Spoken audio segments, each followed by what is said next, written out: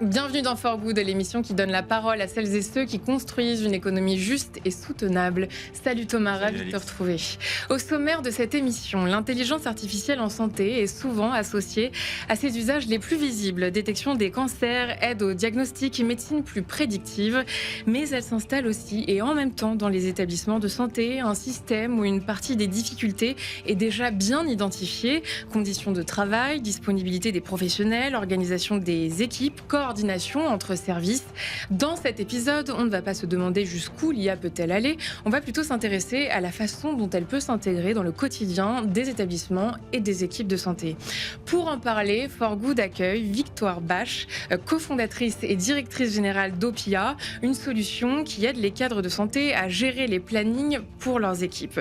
Thomas Jean est également sur ce plateau, directeur général adjoint en charge de la stratégie numérique et innovation de l'Union des hôpitaux pour les achats et de la centrale d'achat de l'informatique hospitalière. Thomas Jean travaille à faciliter l'accès des établissements de santé aux innovations numériques. Et enfin, Indy de Deken est sur ce plateau, expert numérique en santé et protection sociale chez Norcis. Il accompagne les organisations de santé et du médico-social sur les usages de l'IA. Dans le pour ou contre, nos invités se positionneront face à cette affirmation. L'IA en santé est freinée par son incapacité à s'intégrer dans l'organisation réelle des hôpitaux. Et enfin, dans le pari d'avenir, comme toujours, chacun partagera une initiative, un outil ou une actualité qui l'inspire.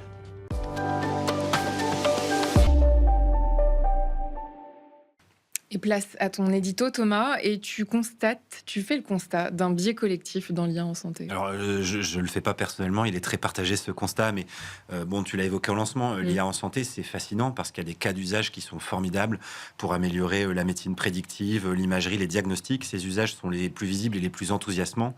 Mais dans les hôpitaux, dans les centres de santé, la réalité, elle est sans doute plus prosaïque, des problèmes de planning, parfois des sous-effectifs, une fatigue chronique, une coordination fragile entre services. Alors, je regardais une étude notamment de la direction de la recherche, des études et de l'évaluation des statistiques qui nous disait en 2023, et j'ai bien peur que le chiffre soit pas meilleur aujourd'hui, un soignant hospitalier sur 3 présente un risque d'épuisement professionnel. Il y a déjà là une première piste de cas d'usage en IA en santé qui est évidemment très intéressante. Alors aujourd'hui, on valorise beaucoup avec l'IA ce qu'elle sait faire, peut-être plus que l'importance de savoir bien l'intégrer dans les dispositifs pour qu'elle soulage les équipes. Alors pourquoi justement ce décalage persiste-t-il entre l'IA qui fait rêver et l'IA qui soulage vraiment sur le terrain ? Sans doute parce qu'à l'heure de cette révolution technologique qui excite tous les techniciens, on oublie un tout petit peu une chose, c'est que dans une entreprise, dans une organisation, quelle qu'elle soit, ce qui compte, c'est pas la technologie, ce sont les liens entre les individus d'une chaîne de soins, de décision. Et ça, c'est un vrai problème qui n'est clairement pas technologique, c'est le fameux facteur humain. Et les cas d'usage sont très documentés. Donc je pense qu'aujourd'hui, on a largement la matière pour bien faire et mieux faire. Le problème, donc, il est organisationnel. Intégrer l'outil que peut être l'IA générative dans des processus complexes, composés avec des contraintes humaines multiples, réglementaires, opérationnelles bien sûr, et puis accompagner le changement sur le terrain, surtout quand on touche à la santé de personnes qui parfois sont dans des situations de précarité. Et ça, évidemment, on ne peut pas jouer avec. Alors, l'Agence nationale d'appui à la performance des établissements de santé nous dit que près de 70% des projets numériques en santé n'atteignent pas leurs objectifs initiaux, principalement parce qu'on ne les a pas suffisamment intégrés dans l'organisation. Ça montre bien à quel point on peut beaucoup mieux faire aujourd'hui. Et autrement dit, une IA qui est performante mais mal intégrée, ça devient surtout une charge cognitive, donc finalement quelque chose d'inutile ou de presque contre-productif, un caillou dans la chaussure des professionnels de santé. Alors qu'est-ce qui fait la différence entre une IA qui aide et une IA qui complique ? Déjà, une IA bien intégrée, c'est une IA qui ne remplace pas les professionnels, elle vient plutôt stabiliser un système, les épauler. Les premiers bénéfices cités par les établissements sont très clairs et on l'évoquera aujourd'hui, des gains de temps, un confort de travail et aussi souvent du coup une meilleure qualité de service. Dans une étude de McKinsey branche santé de 2024, il est évoqué que les usages d'IA appliqués à l'organisation des soins peuvent améliorer de 10 à 15% les gains de temps opérationnels. Donc ça commence à devenir vraiment significatif. Et du temps, à l'hôpital par exemple, c'est certainement pas un luxe, c'est plutôt une condition de robustesse aux établissements de santé qui en ont besoin. Donc la valeur de l'IA en santé, elle se mesure certainement pas que en termes de précision médicale, comme on le met tout le temps en avant pour justifier l'essor fulgurant de l'IA générative, mais peut-être en temps humain libéré, en qualité de vie au travail, en disponibilité cognitive pour que celles et ceux qui prennent soin de nous puissent eux-mêmes être dans des bonnes conditions. Et est-ce que finalement, la promesse la plus forte de l'IA n'est pas celle de sauver nos hôpitaux ? Alors, l'affirmation est peut-être un petit peu forte, évidemment, mais en tout cas, ils peuvent contribuer à améliorer la situation qui est souvent dépeinte comme assez problématique dans un système sous tension. L'IA utile, elle aura une certaine sobriété parce qu'elle ciblera les usages, elle sera évidemment sécurisée parce qu'on parle de données de santé, elle sera bien intégrée dans le fonctionnement et du coup appropriée par les équipes, d'autant plus qu'on co-construira avec ces équipes l'évolution de leur mode de fonctionnement en intégrant ces nouveaux usages. La transformation d'un service, aussi public soit-il parfois, ça vient pas de la techno seule, ça vient de l'alignement entre trois formes d'innovation, technique, organisationnelle et humaine. C'est un petit peu le propos central de cet édito. Et nos invités aujourd'hui l'incarneront précisément par des solutions ancrées dans le réel, par des outils pensés pour le quotidien et par une IA qui augmente plutôt qu'elle ne remplace. Parce que la meilleure IA en santé, c'est certainement pas celle qui promet un futur spectaculaire, comme on nous le dit souvent. C'est plutôt celle qui prend soin du présent. Merci beaucoup, Thomas. On passe à la prochaine séquence.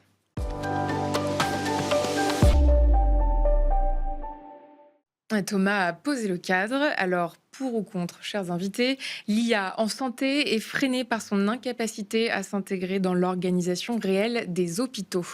Thomas Jean, pour ou contre? Clairement contre. Indy. Aujourd'hui, je pense que le constat est que c'est vrai. Pour. Et j'ai une tendance au pour également, mais je vais essayer de soutenir un petit peu Thomas par solidarité. Thomas. Je pense que je suis contre sur le premier axe qui est finalement s'il y a un secteur où l'intelligence artificielle s'est développée aujourd'hui de manière industrielle et massive, c'est vraiment la santé. Et sur un pan qui est très connu, qui est celui de l'imagerie. Aujourd'hui, tous les hôpitaux en France utilisent l'IA pour faire des radios. D'ailleurs, on se pose même la question de l'après, c'est-à-dire est-ce que demain, si moi je suis patient, je vais dans un hôpital qui n'utilise pas l'IA, est-ce que je vais pas avoir une perte de chance par rapport à l'autre? Et donc, on a vraiment inversé la donne. Et je pense que, pour le coup, la santé est en avance dans de l'utilisation de l'IA. Bien sûr, après, on pense, il y a plein de sortes d'IA, notamment on pense à l'IA générative, et on peut nuancer avec les organisations qui sont aussi assez complexes au sein de l'hôpital. Mais je pense en tout cas que l'hôpital a réussi à intégrer l'IA dans l'usage et pour la qualité des soins. C'est quand même ça qu'on voulait. Et malgré un modèle économique, d'ailleurs, sur cette IA en imagerie qui n'est pas encore finalisé et qui pose encore beaucoup de questions pour le système de santé. Je vous rejoins, Thomas, sur l'imagerie, sur ce secteur spécifique. En revanche, dès lors que je me présente à un service d'urgence, dès lors qu'il va s'agir de ma prise en charge dans un épisode sanitaire, force est de constater que la situation est assez complexe et l'étape suivante de mon parcours, elle peut être absolument inconnue à tout le monde dans le cadre de ma prise en charge. Et ça va être nécessaire, de fait, de réorganiser probablement la prise en charge du parcours avec des solutions technologiques diverses et variées. Peut-être que l'IA ne répond pas à toutes les difficultés. Et peut-être que le premier point de problème lié à l'intégration de l'IA est finalement la connaissance de ce que permettrait ou pas la technologie par les acteurs. Du personnel soignant lui-même. Exactement, des personnes qui sont dans la prise en charge. Oui. Victor. Aujourd'hui parce qu'on a trois grands facteurs qui n'ont pas encore été complètement intégrés. Oui, on a l'imagerie qui est pleinement dans nos usages, mais en arrivant en tant qu'éditeur, on va nous dire une énième solution. Une énième solution qui ne se connecte pas. On a des gros sujets d'interopérabilité parce que justement pour faire l'IA il faut de la donnée, donc il faut qu'elle puisse transiter sans erreur parce qu'une mauvaise donnée finalement c'est une mauvaise IA. L'autre enjeu c'est aussi la bonne technologie pour le bon besoin. L'IA aujourd'hui c'est le truc dont tout le monde veut mais sans trop savoir ce qu'il y a derrière. Et pour autant, si on choisit la mauvaise IA pour un usage, on va avoir un mauvais usage, finalement. Quelque chose de surdimensionné, quelque chose qui va nécessiter trop de données, qui finalement ne sera pas opérationnellement utilisable. Donc, on a besoin de la bonne donnée par l'interopérabilité. On a besoin de la bonne technologie pour le bon usage.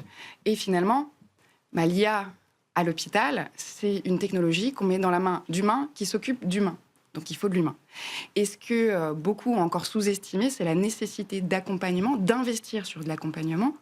Chez nous, c'est la moitié de nos équipes, c'est de l'accompagnement humain. Oui, donc vous rejoignez ce que dit Indy. Là. Complètement, parce qu'on oublie trop l'humain, on n'accompagne pas, on oublie qu'il peut y avoir des craintes, qu'il faut pouvoir écouter, et qu'une crainte, c'est pas un blocage. Et des gens qui sont réfractaires à l'usage de l'IA, c'est des gens qui ont peut-être des très bonnes raisons d'avoir des craintes et qu'il faut pouvoir écouter pour pouvoir construire ensemble. C'est ce que vous observez sur le terrain, globalement. Il y a des réticences assez fortes. Il y a des réticences, il y a des gens qui ont peur de se faire remplacer. Mais de quel ordre ?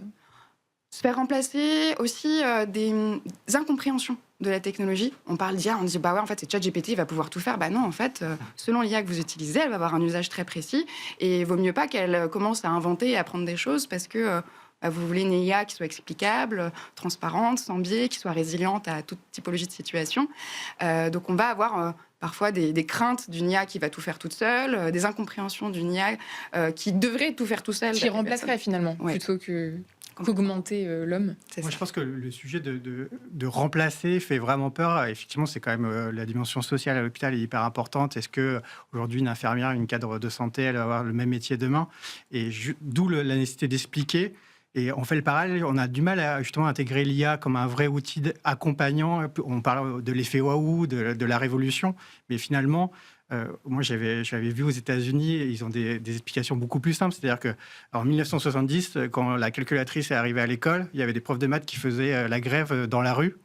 Je pense qu'aujourd'hui, le métier de prof de maths existe encore, et heureusement. Et donc demain, c'est plus un nouvel outil, comme aujourd'hui, on a tous un outil, on a tous un ordinateur, tout le monde travaille sur un ordinateur, il aura de l'IA et c'est tout. Et donc, il faut réussir à expliquer ça de manière simple, sans faire peur à la population soignante et administrative, d'ailleurs, dans l'hôpital. Qu'on soit dans l'enseignement ou dans le soin, il y a un acte de transmission. D'un éducateur à un enfant ou d'un professionnel de santé à un patient. Et ça ne pourra pas se perdre. On connaît d'autres métiers chez Nursis, comme ceux de l'informatique. Autant vous dire que là, la réinvention de métier, elle va être beaucoup plus importante. Moi, je vais tenter un parallèle, puisque je suis le seul à pas être un professionnel de la santé autour de la table. Je pense dans le prolongement de ce que vous avez dit, Victoire, en fait, sur notamment les éditeurs de logiciels qui, eux, se mettent à implémenter des IA dans leurs solutions sans vraiment demander l'avis de celles et ceux qui les utilisent. Et je vais faire un parallèle avec le domaine du recrutement, qui d'ailleurs peut s'appliquer à des métiers de la santé, mais on voit arriver sur le marché, dans les grands éditeurs, tout un tas de dispositifs d'IA pour automatiser la transcription d'entretien, et en fait perdre énormément de la fibre humaine qui rend riche le métier de recruteur et qui fait que on va peut-être déceler chez des personnes qui ont des parcours originaux, de futures compétences formidables qui feront toute la richesse de l'organisation derrière. Et donc ça vient standardiser, ça vient créer des biais alors différents que ceux que peuvent avoir les humains, mais il y a plein de risques, notamment éthiques, qui sont mal adressés parce que on veut mettre tout un tas de services qui sont pas demandés. Et donc repartir du terrain, développer des services propres à certains besoins comme l'organisation de planning ou d'autres me semble être assez important. Maintenant, comment est-ce qu'ils s'intègrent dans un système d'information plus global ? Ça, c'est un autre défi. Mais en fait, on retrouve dans cette tendance quelque chose qui est très propre à la transformation digitale au sens large. On avait déjà des problématiques de réorganisation, de fonctionnement d'équipe, etc. à l'heure de la transfo digitale. La différence avec l'IA, c'est que ça part dans tous les sens et c'est des échelles de temps qu'on n'a jamais connues. Oui. Pardon, et on parle beaucoup d'hôpital, mais il y a la médecine de ville aussi qui existe, qui souffre d'autres problématiques différentes, et viennent des nouveaux usages qui ne visent pas nécessairement à permettre de gagner du temps sur le soin qui est réalisé, il y a plein d'usages comme ça, mais à gagner du temps sur la remontée de données pour favoriser la recherche. Aujourd'hui, la recherche, elle est très centrée sur l'hôpital, sur des pathologies lourdes, et finalement, tout ce qui se déploie, les petits ennuis du quotidien, finalement, il y a peu de recherche, il y a peu de sujets autour de ça. Et l'IA peut apparaître, en tout cas, il y a des entités qui s'en occupent. Je pense à une start-up qui s'appelle Stan, qui est installée à Lyon, qui propose d'avancer sur ce secteur-là et d'utiliser l'IA pour faciliter le recueil de la donnée en vue d'actions de recherche. Et sur le sujet de la formation, de l'accompagnement, vous n'êtes pas moins prononcé qu'Indy et Victoire. Est-ce que c'est là que ça se joue ? Oui, quand même, c'est bien sûr très important. Après, l'intérêt de l'IA aussi, c'est qu'on peut s'auto-former à l'IA par l'IA. Et donc, je pense que c'est vraiment comment on lève les différentes craintes. Et justement, il y a des craintes juridiques, éthiques, sécurité. Et en fait, il faut rassurer, et ça fait partie aussi du travail, nous, qu'on fait en tant que centrale d'achat pour les hôpitaux, de rassurer sur ces points-là pour se dire, quand on choisit une solution, au moins j'évacue certains risques et je peux y aller en confiance dans ma transition organisationnelle, parce que tout ça, une organisation, on parlait des systèmes d'information complexes, mais il faut avoir ça en tête. À l'hôpital, on a traumatisé une génération avec les dossiers patients informatisés. c'était 15 ans, 20 ans d'intégration pour un truc avec des écrans qui ressemblent à un Minitel aujourd'hui. Ouais. Quoi, je caricature, mais c'est quand même, on part de là. Et ça, on le retrouve encore Oui, on aujourd'hui le dans retrouve certains encore. Et hôpitaux. c'est pour ça qu'aujourd'hui, la saisie au quotidien des cadres de santé, tout ça, c'est pas du tout les usages qu'on a On sait ce que ça personnel. représente pour un cadre soignant, toute cette dimension administrative, tableau Excel. Non, c'est lourd, mais par contre, ce qui peut être intéressant dans l'impact de l'IA, c'est comment on réduit ça. Et ça, pareil, je pense que les anglo-saxons sont un peu en avance. Moi, j'ai vu des choses dans des hôpitaux américains qui mesurent ce qu'on appelle le temps en pyjama. Voilà, le nom était sympa, donc je l'ai retenu, qui est finalement le temps de connexion des professionnels aux outils en dehors des heures de travail. Et donc, mon seul but, c'est pas de faire un retour sur investissement financier énorme. Déjà, je réduis ce temps. Et donc, c'est très concrètement où j'améliore la qualité de vie au travail du personnel. Victoire, vous travaillez sur un sujet très concret, donc les plannings. À quel point est-ce que c'est un sujet central pour un établissement de santé, pour bien comprendre? Le planning, c'est ce qui va assurer le fait qu'on prend bien en charge les patients. Il faut le bon soignant au bon moment, avec la bonne compétence, dans un certain cadre, avec la continuité des soins potentiellement, et être sûr qu'on a la personne, notamment quand quelqu'un est programmé au bloc, de ne pas se faire annuler son opération parce qu'il manque quelqu'un. Premier point. Deuxième point, c'est l'équilibre vie pro, vie perso des équipes soignantes. On pense aux urgences, ils peuvent passer plusieurs nuits de suite ils peuvent passer plusieurs nuits par semaine, justement, et il faut pouvoir leur assurer un équilibre vie personnelle, vie professionnelle, à travers, justement, le planning, et c'est complètement central. Et finalement, il n'y a pas que le patient et le soignant impactés par un mauvais planning, il y a tout l'hôpital. Parce que si on doit fermer des lits, des salles, des consultations, parce qu'on n'a pas réussi à anticiper les plannings, parce que humainement, c'était trop compliqué, parce qu'on n'a pas réussi à trouver de solution, c'est l'efficience même de l'hôpital qui est impactée. Thomas, une solution comme celle que développe Victoire, c'est difficile à implanter à l'hôpital, à faire intégrer? En fait, oui et non. C'est pas difficile. C'est que, il faut qu'elle soit connue. Et ça, c'est pas simple, parce qu'il y a beaucoup d'établissements en France. Après, il faut qu'on trouve un modèle économique et donc qu'elle puisse l'acheter, tout simplement. Ça aussi, il n'y a pas beaucoup de budget à l'hôpital et de moins en moins, donc il faut trouver les moyens. Nous, on s'occupe de la partie simplifier l'acquisition, qui est un petit levier. Mais derrière, après, c'est un projet, effectivement. Et on voit bien qu'on traverse un peu les organisations complexes. C'est-à-dire qu'on parle d'un outil qui rend service à du métier. Et finalement, on doit passer par la direction informatique, la direction achat, convaincre le directeur que ça va apporter des gains. Et donc, c'est sûr que c'est des cycles de décision qui sont longs. Ça reste des grosses organisations et qui sont parfois un peu lentes pour des startups. Ça, je peux comprendre. Après, nous, on essaie à notre niveau de simplifier tout ce qu'on peut dans les points de douleur pour les réduire le temps et essayer de montrer le plus rapidement possible les résultats. Ça aussi, cette culture de l'évaluation, pour moi, c'est un point hyper important. Si on veut transformer, il faut avancer sur cette culture de résultats. Si je reviens avec le concept de formation, alors évidemment, on entend une formation comme étant assis, et d'écouter des informations descendantes, mais la formation peut aussi servir à former ces cadres dirigeants des établissements et des structures à la conduite de projets à base d'IA ou numérique ou plus largement, de façon à ce qu'ils aient une présentation des écueils qui peuvent se produire et qu'ils anticipent du coup cette gestion. Ça, c'est, je dirais, pour les cadres dirigeants. Ensuite, on a quand même des personnes qui pratiquent, donc qui vont utiliser les logiciels comme ceux que propose Victoire. Et à ce moment-là, je pense que la solution n'est pas de leur présenter absolument toutes les solutions une par une. Je pense qu'ils n'auraient même pas le temps en une semaine de devoir présenter toutes les solutions. La solution est peut-être de les former sur l'esprit critique et leur donner matière à avoir du doute, à savoir quelles sont les limites et à s'y retrouver, peu importe la solution qu'il aurait proposée finalement. Ouais. En fait, je me rends compte que ce qu'on est en train d'évoquer là fait beaucoup écho à beaucoup d'autres émissions qu'on a pu faire.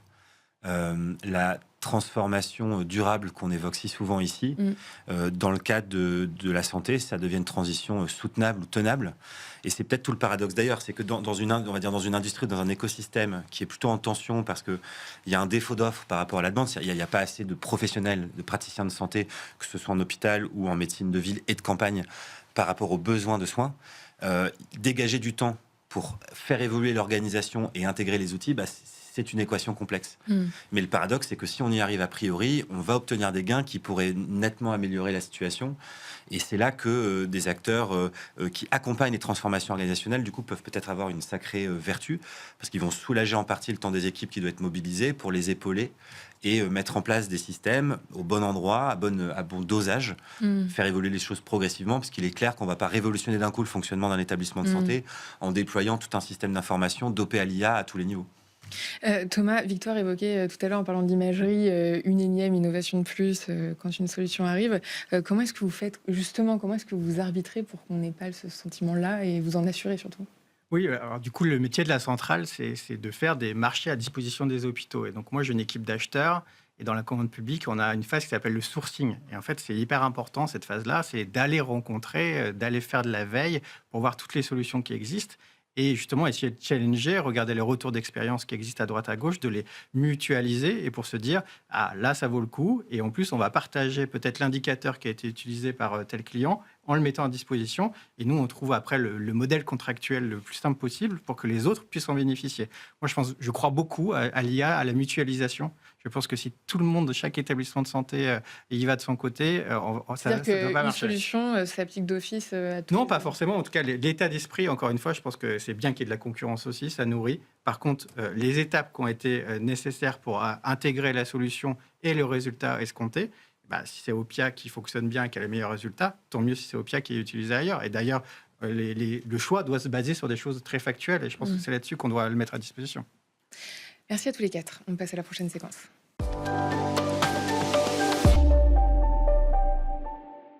Et place au retour de terrain. Victoire, le planning hospitalier est un exercice complexe. Qu'est-ce qui se passe quand un planning est mal fait dans un service hospitalier ? Il peut y avoir plein de conséquences. On a mis une personne sur 2 salles en même temps au bloc opératoire et pourtant les gens n'ont pas forcément le don d'ubiquité. Et donc le bloc ferme. Le patient s'est peut-être fait endormir pour rien. Et donc on a perdu une journée ou une demi-journée de bloc entière et ça compte en plusieurs milliers d'euros parfois. Un mauvais planning, c'est aussi quelqu'un qui n'a pas forcément la compétence, qui a été positionné et qui peut faire une erreur médicale. Un mauvais planning, c'est aussi quelqu'un qui va peut-être travailler trop d'heures. Et encore une fois, l'erreur médicale peut se ressentir dedans. Un mauvais planning, c'est peut-être aussi trop d'intérim, trop d'heures sup. On en a toujours besoin, mais comment on les évite ? Et c'est des surcoûts pour l'établissement. Donc on perd en qualité de soins, on perd en efficience et on perd en qualité de vie au travail des professionnels parce que enchaîner 3 jours de suite à l'accueil des urgences, ça peut être très lourd. Et donc un mauvais planning, elle peut avoir de nombreux impacts à tout niveau. Et alors, combien de contraintes est-ce qu'il faut intégrer pour construire un planning fiable ? Parfois plus que de personnes. Ça dépend des organisations. En fait, 2 services d'urgence ne fonctionneront peut-être pas de la même manière. Je parle des urgences, ça pourrait être le bloc, ça pourrait être n'importe quel service de l'hôpital. Il est vraiment important d'intégrer tout d'abord le légal, la base. On doit intégrer, donc dans le légal, on va avoir du temps de travail, du repos, et tout un tas d'autres règles d'enchaînement importantes. Mais on va avoir aussi les règles institutionnelles, ce qu'on permet au sein de l'établissement. Et finalement, là où on voit le plus de règles, c'est sur l'organisationnel, quelles sont les contraintes géographiques, les contraintes de fonctionnement du service. Mais on va avoir aussi des contraintes du soin. On doit pouvoir parfois suivre un patient plusieurs jours de suite pour de la qualité de soins. Et on va avoir ensuite les contraintes du collectif, parce que le planning, il doit être équilibré. On doit prendre en compte cette pénibilité. On doit prendre en compte tout un tas de facteurs qui vont faire la bonne entente entre chacun. Et finalement, quand on doit inscrire des individus dans un collectif, il faut pouvoir prendre en compte les particularités de chacun. Donc ça peut se démultiplier le nombre de contraintes. On va avoir des restrictions médicales, des contraintes familiales, d'autres contraintes personnelles, des souhaits aussi. On peut aussi laisser la place au choix dans le planning pour des raisons d'attractivité, de fidélisation. Donc les contraintes, il peut y en avoir des centaines. Et justement, c'est là que l'IA intervient dans votre solution. Comment est-ce qu'elle agit ? Qu'est-ce qu'elle fait que les équipes ne peuvent pas faire ? Elle prend en compte justement des centaines, voire milliers, voire dizaines de milliers de facteurs qu'un humain aurait beaucoup de mal à faire. Moi, j'ai moi-même fait des plannings une fois. C'est-à-dire que chaque soignant répond à un questionnaire assez exhaustif en amont, quoi. C'est ça. On va demander les souhaits de chacun, des contraintes, du positionnement. On va récupérer tous les besoins du service. Ça peut être très complexe au bloc opératoire avec toutes les compétences à intégrer jour, matin, après-midi. tous les besoins. On doit intégrer donc toutes les règles que j'ai pu citer. Et donc, ça fait souvent plusieurs milliers de facteurs. Oui. Et ça, aujourd'hui, c'est des cadres de santé, c'est des médecins en charge du planning qui vont faire leur sudoku. Ils appellent ça comme ça. Sudoku, casse-tête, Tetris. Ils vont tout faire ça à la main. Vous savez combien de temps ça leur prend sur une journée de travail? L'Agence nationale d'appui à la performance a fait une étude, c'est en moyenne 50% du temps d'un cadre. Nous, on a rencontré des cadres, c'était 90% de leur temps, alors ça dépend de la complexité des organisations, des médecins qui passent plusieurs jours par mois, qui ne font pas d'ouverture d'IRM, justement, qui ne font pas de régulation, qui ne font pas de consultation. Pour faire de l'Excel. Exactement. Et des erreurs complètement humaines. Parce que des milliers de facteurs à devoir gérer et à devoir tout réinverser, parce que quand il y a un aléa, que quelqu'un tombe malade et qu'il faut tout revoir, c'est juste pas tenable. Donc l'IA va permettre d'automatiser tout ce qui peut l'être et va permettre aussi d'être un outil d'aide à la décision. Parce que le planning, c'est beaucoup de prise de décision et donc de pouvoir accompagner là-dessus, fiabiliser les plannings et les accélérer. Donc elle donne des options de choix. Oui, complètement. Indy, quels autres cas d'usage on voit apparaître dans les hôpitaux en dehors du planning? Alors c'est extrêmement large. Ça va du service d'accueil, ça va du service de pilotage qui est même pas au sein de l'hôpital et qui veut exploiter la donnée pour donner du sens et piloter à plusieurs mois ses équipes. Ça va également, on a parlé aussi au tout début de l'émission, de l'imagerie. On est intervenu par exemple auprès de INSERM Transfer qui est chargé avec ses chercheurs qui accompagnent des radiologues par exemple. Ils trouvent des algorithmes d'IRM, etc., pour repérer des cancers. Là, c'était de la prostate en l'occurrence. Et donc une fois qu'on a l'algorithme, que ça fonctionne, on se dit mais qu'est-ce que j'en fais ? Comment je le mets? Où est-ce que ça va être utilisé? À quel moment de la chaîne? Et donc là, nous, notre métier, par exemple, c'est d'aller voir sur le terrain, d'aller mobiliser des radiologues, des professionnels de santé, expliquer quelle est la vraie vie d'un patient, du parcours de l'information, pour que cet usage bénéficie à cet ensemble d'acteurs qui composent l'écosystème. Et aujourd'hui, on n'a pas nécessairement, enfin tout le monde n'a pas soit le temps, l'implication ad hoc à ce temps-là, mais je pense que c'est fondamental, surtout sur des usages aussi révolutionnaires d'un point de vue cognitif que l'intelligence artificielle.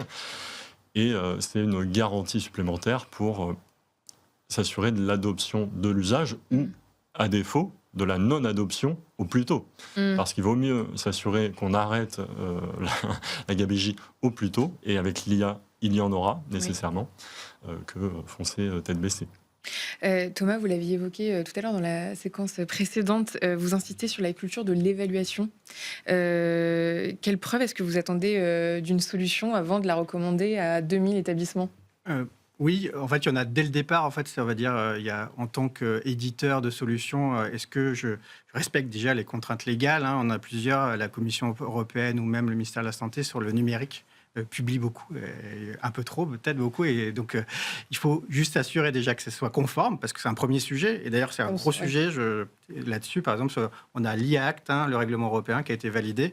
En fait, on va tomber dans un système où aujourd'hui, contrairement aux médicaments, un médicament, il est autorisé sur le marché que s'il respecte le règlement. Là, on a inversé le sujet, c'est qu'on a plein d'IA qui est intégré dans les établissements avant que le règlement existe. Donc, on va avoir un nouveau problème, c'est si demain, il y a des IA qui sont au sein de l'établissement qui ne respectent pas ce règlement, comment on fait pour l'enlever? Et ça aussi, il faut falloir gérer l'humain, les organisations, l'impact et tout ça. Donc, premier sujet, le légal. Deuxième sujet, pour nous, on est acheteurs, donc il y a un modèle économique aussi.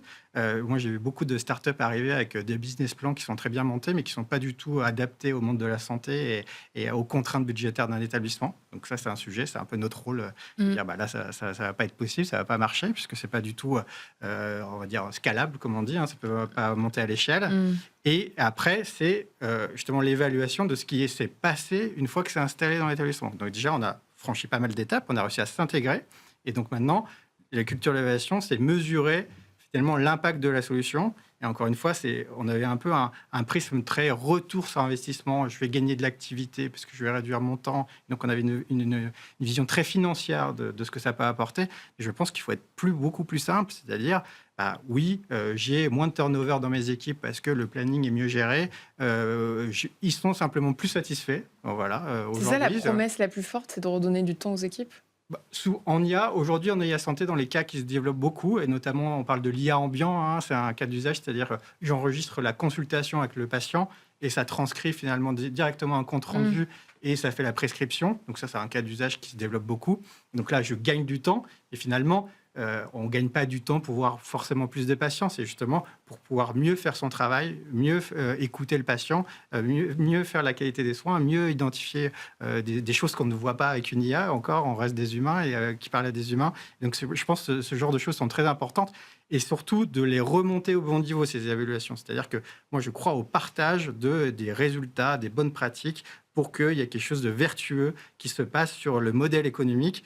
Et ça permettra, en tant que nous, centrale d'achat, d'acheter des solutions, non pas on achète un nombre de licences d'une solution, mais j'achète directement le résultat.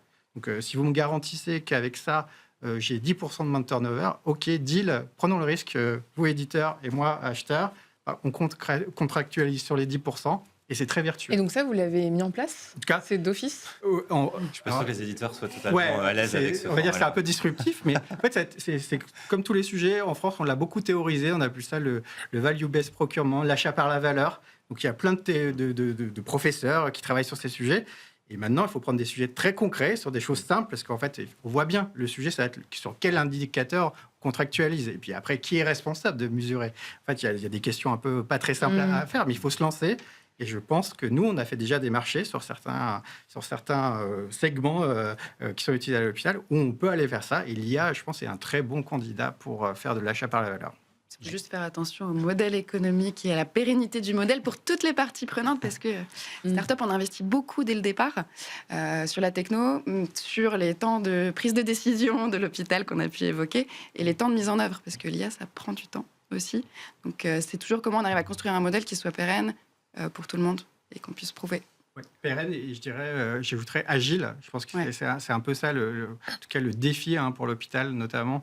C'est cette agilité à pouvoir, ce qu'on a dit, arrêter un projet qui ne fonctionne pas bien. Je l'ai redit tout à l'heure, on avait des projets de 10 ans d'informatique. Là, c'est peut-être des projets, il faut savoir dire go en 1 mois et stop 3 mois après. Et ça, c'est nouveau et c'est aussi du change, de la culture du changement. Le point là rejoint le début de l'intervention de Thomas. En fait, l'IA qui soutient ou qui augmente, qui ne remplace pas.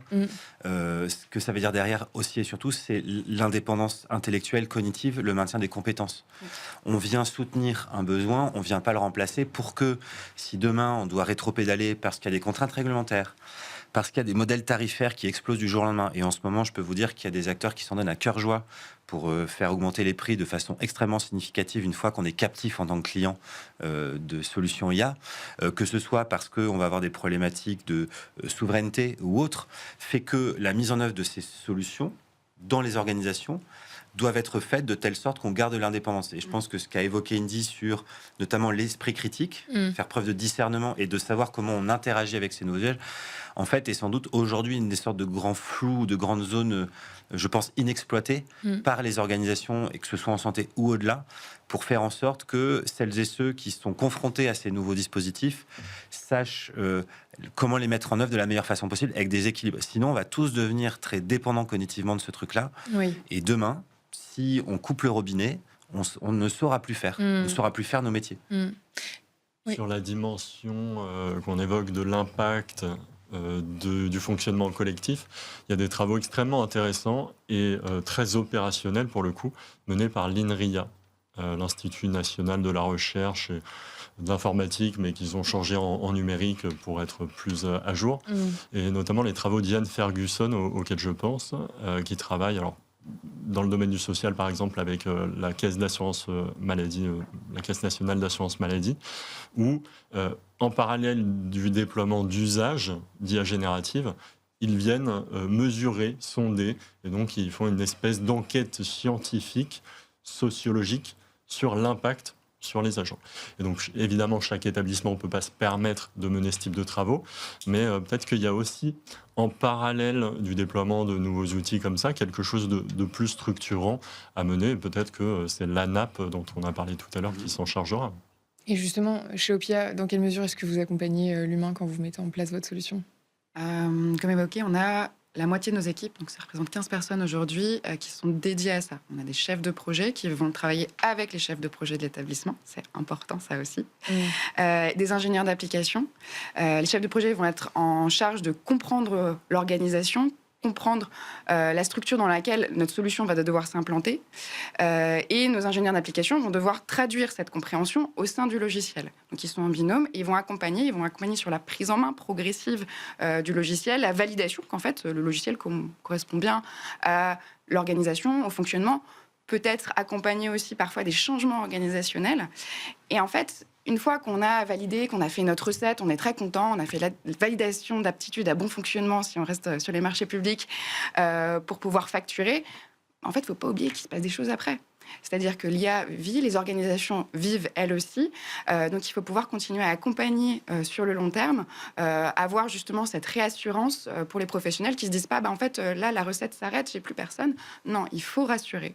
Il faut accompagner, et ça démarre dès le premier contact, même au niveau de la vente, de pouvoir accompagner les établissements dans la compréhension des besoins, les aider à identifier justement les coûts, par exemple de la mauvaise planification chez eux, et de les accompagner tout au long justement de notre collaboration entre éditeurs et établissements avec toutes les parties prenantes. Est-ce que vous commencez à mesurer vos résultats justement ? Oui. Et ça donne quoi sur la qualité de vie au travail, mais aussi les coûts cachés ? Sur les coûts cachés, il y en a un certain nombre. L'intérim et les heures supplémentaires, c'est là où ça commence à chiffrer beaucoup. Les pertes d'activité au bloc opératoire ou d'activité, fermeture de lits, de salles. Et on arrive à mesurer de plus en plus. Donc on travaille avec les établissements pour faire une étude. On travaille justement pour faire une étude où on va partager ces résultats. Donc ça a démarré cette année pour pouvoir intégrer plusieurs typologies d'établissements et se dire vous avez observé quoi, parce que chaque établissement selon son organisation n'aura pas forcément les mêmes résultats, selon aussi son adoption, parce que finalement on peut avoir une promesse mais si c'est pas adopté on va pas cliquer à la place des professionnels. Et donc de pouvoir faire ce partage d'expérience sur quels sont les gains financiers, c'est important en fait de montrer qu'il y a des gains financiers. Une solution doit pouvoir se pérenniser. Ce que je dis souvent, c'est que je ne peux pas vous montrer un ROI financier, on s'arrête tout de suite. Mais également des gains humains, que ce soit sur les professionnels de santé, mais aussi indirectement sur les patients. Donc pouvoir lancer des études médico-économiques, de l'impact justement de la planification. On est en discussion avec plusieurs CHU en ce sens, pour pouvoir avoir une garantie scientifique finalement, un cachet scientifique, pouvoir travailler également avec les centrales d'achat et les institutions pour se dire comment on fait notre preuve. On va aller au-delà de la promesse. Maintenant, il faut prouver. Thomas, vous diriez qu'on sous-estime encore l'impact économique des gains organisationnels dans les hôpitaux ? Oui, parce qu'on ne met pas les bonnes conditions pour le mesurer. Ce qu'on a dit, je pense que c'est quelque chose qui est souvent malheureusement oublié. Un projet informatique qui s'arrête à ce qu'on appelle la mise en production, on va dire, à la fin. Et on est tous contents, on se tape la main, on va déjeuner, et c'est bien. Mais en fait, c'est justement mesurer les résultats. Après, on se dit, ah oui, il faut qu'on se mette en condition pour mesurer les résultats. Ah oui, mais ce n'est pas exactement ce qu'on avait dit au départ, donc ce n'est pas exactement ce qu'on va pouvoir mesurer. Donc si on ne l'a pas bien fait au début et défini, on s'est posé les bonnes questions. Et je pense que le côté partage entre l'hôpital et l'éditeur est hyper important, que tout le monde soit d'accord sur ce qu'on va faire, permettra demain de mieux mesurer. Après, encore une fois, ça va dans le bon sens. Je pense que la contrainte budgétaire, d'ailleurs, rajoute l'urgence de bien mesurer, puisqu'on ne va pas dépenser de l'argent sinon inutilement. Et donc, les conditions sont plutôt réunies pour s'y mettre. Et de plus en plus, justement, on va faire même des publications scientifiques sur ces sujets-là. Et donc, c'est très bien, ça va dans le bon sens. Et c'est ça qui est intéressant aussi à l'hôpital. On a la partie recherche. Donc, qui est à côté, c'est le service d'à côté. Donc, on peut faire un déploiement dans un service administratif, mais avoir quelque chose de très scientifique qui permet de faire la recherche et la mesure. Et vous avez lancé un programme, initiative, autour de 3 axes, comprendre, déployer, évaluer. De quoi s'agit-il exactement ? Oui, c'était ça. Un peu nous, la centrale d'achat, moi je dis souvent, on a un peu le tiers de confiance entre le monde industriel et puis les établissements de santé qui ont plein de contraintes aussi de fonction publique hospitalière. Et donc on s'est dit, il y a de plus en plus de solutions qui arrivent où on nous demande, nous, centrale d'achat, de mettre à disposition. Et après, les établissements nous demandent, mais oui, sur ce sujet-là, c'est laquelle que je dois prendre et tout ça. Et donc, en fait, on voyait bien qu'il y a de plus en plus de demandes. Tout le monde était un peu perdu. On s'est dit, on va faire ce programme avec une première porte qui est la pédagogie. Et donc, on va essayer de montrer déjà essayer de se projeter à l'hôpital. Qu'est-ce que ça peut faire concrètement? On a fait par exemple une journée avec des directeurs d'hôpitaux, une journée type, en disant sur chaque activité où l'IA pourrait les aider, gagner du temps et comment on pourrait le mesurer. Donc on a fait ces choses-là, on met à disposition des formations à travers nos marchés aussi sur ces sujets-là, parce que c'est important de lever les craintes et les peurs et montrer tout ce qu'on peut faire. Sur la partie déploiement, on s'est dit comment on va les aider justement à mesurer peut-être en amont avec des outils de maturité. Parce qu'effectivement, on dit, quand le directeur d'hôpital dit pourquoi on ne fait pas d'IA? Déjà, c'est un peu court comme question. Il faut qu'on précise un peu le besoin et voilà, qu'on arrive à cibler où on veut intervenir. Même un outil RH, en fait. Un outil RH avec IA, mais c'est sur quoi on va agir? Sur le recrutement, sur les payes, sur quoi? Voilà, il y a tellement de secteurs. Il faut préciser le besoin. Et après, nous, on les oriente vers les solutions qui sont dans nos marchés. Ça, c'est notre métier. Et le dernier, c'est l'évaluation. Donc, j'ai dit comment pousser à l'évaluation et surtout mutualiser les retours sur les indicateurs.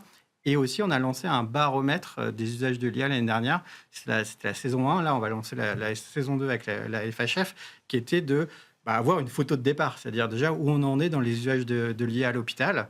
Et donc, on l'a envoyé en juillet. Il y a eu quand même 1000 répondants, donc autant de professionnels administratifs que soignants.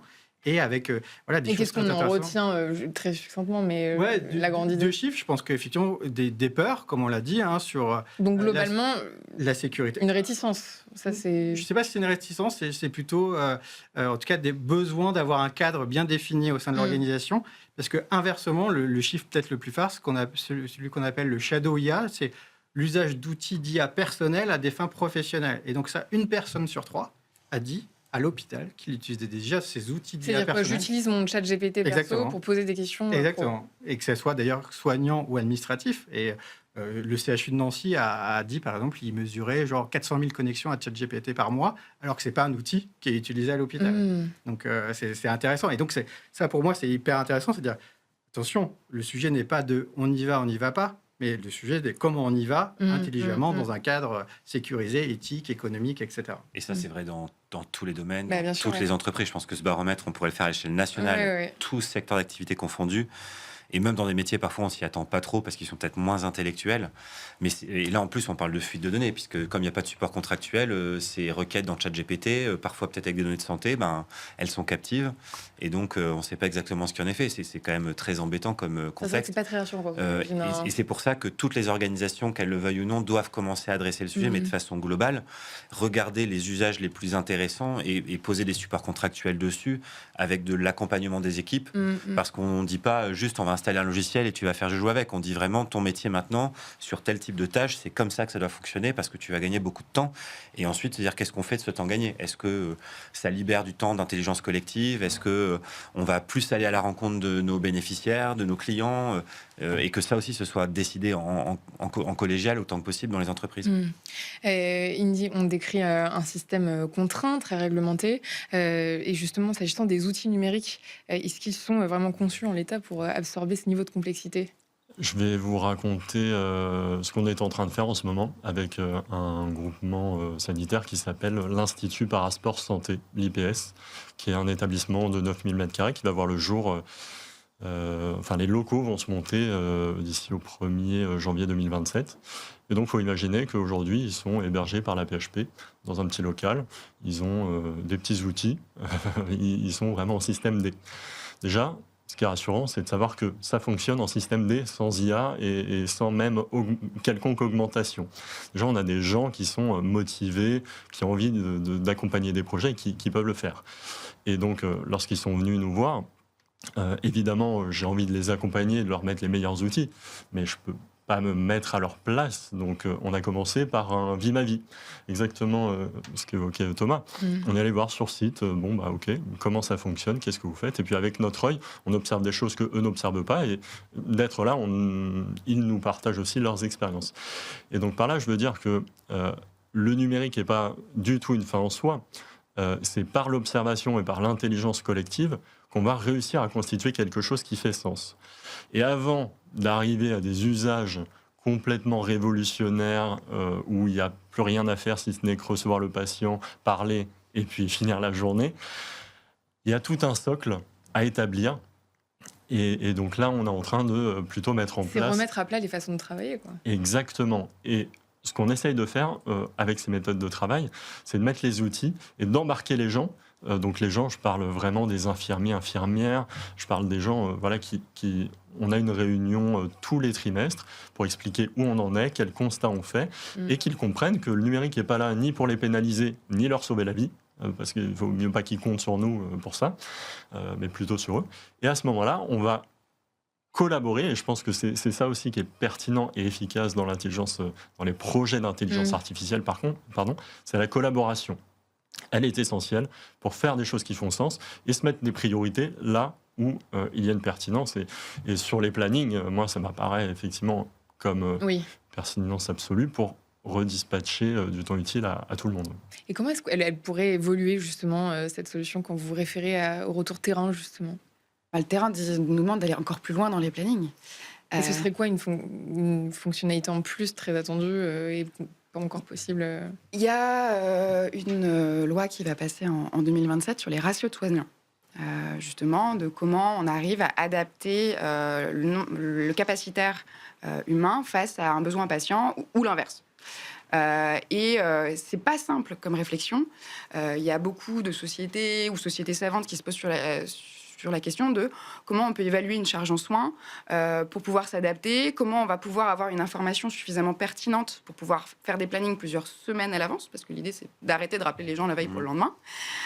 Et donc, on a ce besoin de comment on va outiller cette question des ratios pour avoir quelque chose de pertinent, parce que ça fait sens de se dire il faut avoir le bon nombre de soignants pour les patients, mais il y a beaucoup de complexité, et je pense que ça passe par du travail avec le terrain. Nous, on se pose la question, on fait des études, on se demande quel service on pourrait adresser sur ces réflexions-là, de quelle manière.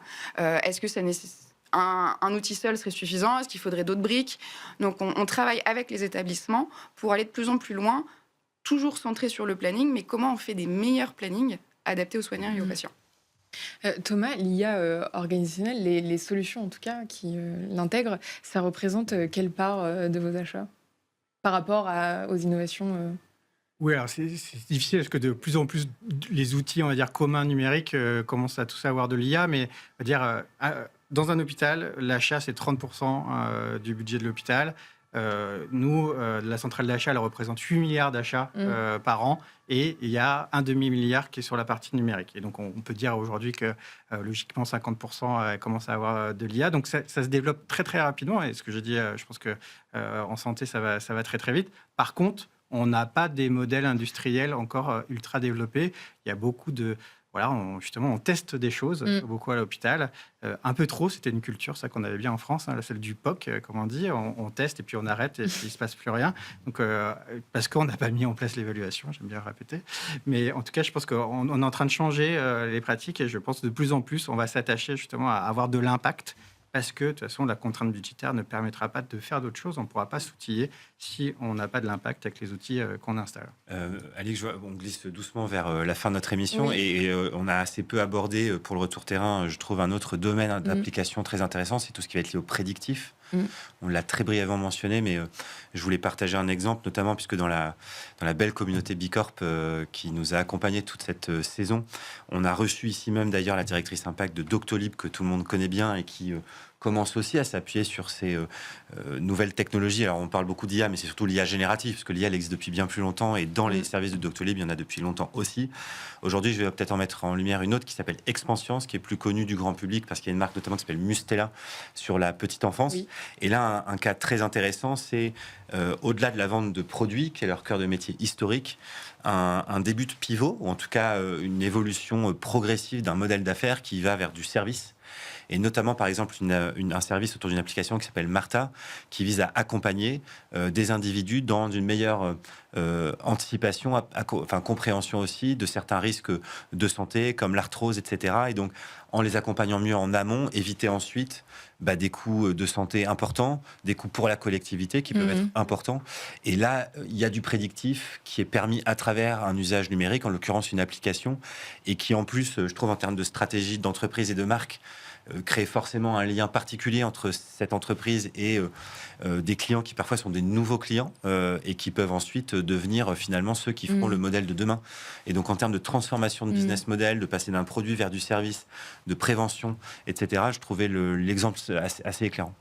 Puisque Thomas évoque le futur et que c'est la fin de cette séquence, si on se projette un peu et qu'on pense à l'hôpital dans 10 ans, par exemple, ça pourrait ressembler à quoi ?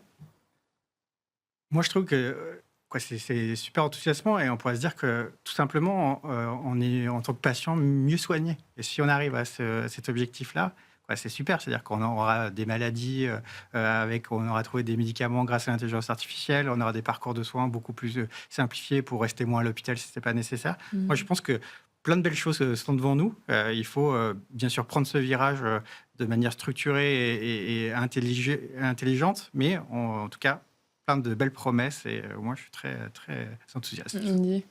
En tant qu'expert du numérique, moi ce qui m'intéresserait, c'est de m'assurer que les conditions de travail sont agréables, parce que je suis convaincu que c'est le point de départ pour que les patients soient bien reçus, qu'ils soient bien traités, et que ça voudra dire qu'on aura réussi à faire des solutions numériques ou à leur proposer des solutions numériques qui sont conformes à leurs attentes. Et donc voilà. Je rejoins complètement Indy. Il faut prendre soin de nos soignants parce que si dans 10 ans, on veut avoir encore un hôpital, il nous faut des soignants, même si l'IA les augmentera. Et il faut aussi trouver des leviers d'efficience pour pouvoir réinvestir. L'hôpital est contraint budgétairement. Toutes les structures sanitaires et médico-sociales le sont. Donc l'IA, en fait, c'est aussi un levier pour trouver de l'optimisation, pour pouvoir réinvestir dans la technologie et dans nos soignants. Thomas, tu veux te projeter ? Je vais essayer, même si j'aurais aimé réserver ma réponse pour le pari d'avenir, mais j'espère.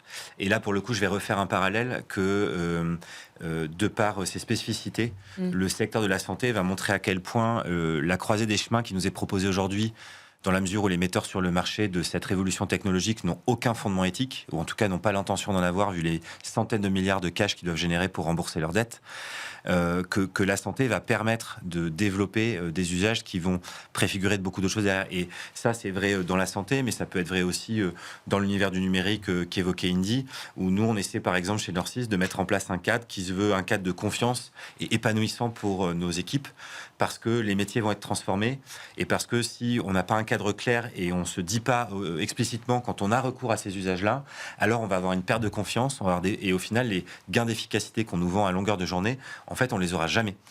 Et donc, essayons, et j'espère qu'on y arrivera, notamment dans la santé, à co-construire avec les équipes pour qu'on soit des transformations organisationnelles qui soient épaulées par le numérique. Rapidement. Oui, très rapidement, parce que je voulais appuyer là-dessus et c'est très important. Je pense que c'est le numérique en santé. Il y a eu beaucoup d'investissements qui a été fait aujourd'hui, mais très orienté vers les industriels pour qu'ils se développent. Maintenant, ce qui est important, c'est de développer les usages à l'hôpital. Et je vais en reparler dans le pari d'avenir parce que en fait, c'est ça qui est important. C'est pas que les boîtes existent, c'est qu'elles soient utiles et utilisées au sein de l'hôpital. Et vous l'avez compris, on va continuer de se projeter. C'est le pari d'avenir.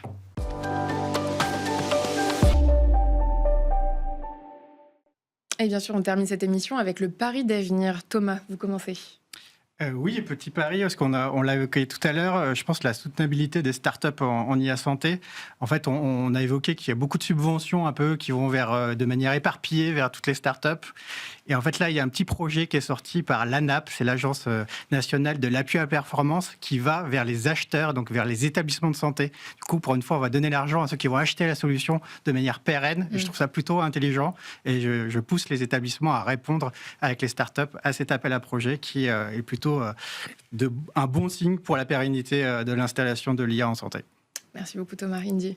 Oui, un petit pari d'avenir peut-être un peu plus spécifique sur l'information patient. Il y a beaucoup de patients qui sont atteints de cancers, de maladies rares plus spécifiques. Et souvent, ils sont livrés à eux-mêmes sur Internet et ils peinent à trouver de l'information fiable. Et aujourd'hui, il y a des entités régionales, comme des groupements régionaux d'appui au développement de la santé, qui proposent des solutions. Et là, ce qu'on vient de voir émerger, c'est la plateforme Panacée, qui a émergé en Grand Est, et qui utilise l'IA, pas pour donner de l'information, mais pour récolter de l'information, la préparer à partir des sources fiables, et la donner à un collège d'experts qui, ensuite, va le valider et le donner à disposition des patients. Et donc, c'est un usage plutôt raisonnable, responsable de l'IA, et ça me plaît bien. Et donc c'est déjà disponible ? c'est déjà disponible et ça ne demande qu'à s'étendre Oui. sous un principe d'expérimentation sur d'autres pathologies, etc. Ouais, c'est super. Merci beaucoup. Victoire? Pari d'avenir un peu encore plus prospectif. L'IA est en train de changer nos sociétés, nos métiers. Et je pense que les jeunes vont se tourner vers des métiers qui vont avoir du sens et qui ne seront pas remplaçables, ceux du soin. Et comme on a pu le dire, dans le soin, ce qui est aussi important, c'est de prendre soin de nos soignants. Donc on doit d'ici là améliorer et continuellement améliorer les conditions de travail de nos professionnels de santé. Merci Victoire. Thomas? Un petit dézoom, une fois n'est pas coutume, Alix. Le pari, c'est que à un moment de notre histoire où on voit une révolution technologique se déployer de façon très anarchique et impacter de façon très brutale nos modèles économiques, nos modèles de société, nos vies d'ailleurs, peut-être bien que la santé va forcer l'IA à rentrer dans le rang et dans le champ de l'éthique.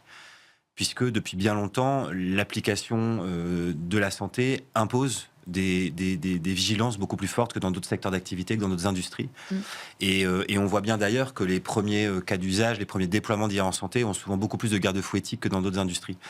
Et j'espère que par ce biais-là, on va préfigurer ce que serait un bon déploiement d'intelligence artificielle face à d'autres cas où on voit vraiment des choses se produire qui, par exemple, ne considèrent absolument pas les utilisateurs finaux, ne partent pas vraiment de leurs besoins.